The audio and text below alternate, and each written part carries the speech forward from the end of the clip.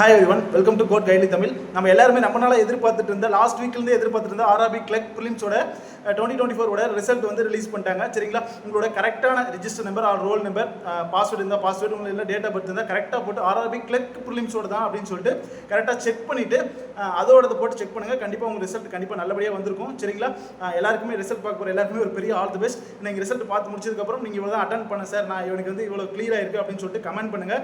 இது வந்து ஒரு சிலர் அப்கமிங் ஆர்ஆர்பி பிஓ இருக்கிறதுனால ரிசல்ட் நான் கம்மியாக தான் அட்டன் பண்ண, அதனால் ரிசல்ட் பார்க்கல அப்படின்னு சொல்லிட்டு இருப்பாங்க. அவங்களுமே பார்ப்பாங்க, அந்த மாதிரி நம்ம ஓகே நாமளுமே இப்போ பார்க்கலாம் அப்படின்னு சொல்லிட்டு அந்த கமெண்ட்டை பார்த்துட்டு பார்ப்பாங்க.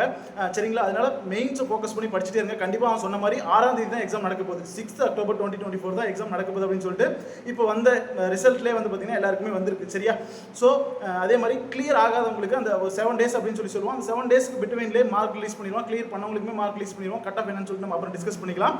ஸோ அப்கமிங்கில் வந்து நிறைய மெயின்ஸ் இருக்குது. ஸோ அதனால் மெயின்ஸை ஃபோக்கஸ் பண்ணி படிச்சுட்டே இருங்க. கிளியர் பண்ணாதவங்களுக்கு அப்கமிங்கில் ஐபிபிஎஸ் கிளர்க் இருக்குது, ஆர்ஆர்பி பிஓ இருந்துச்சு அப்படின்னா அதுவே என்ன சொல்கிறது நல்லா பண்ணிட்டு வாங்க. ஐபிபிஎஸ் கிளர்க் கண்டிப்பாக கிளியர் ஆகும்.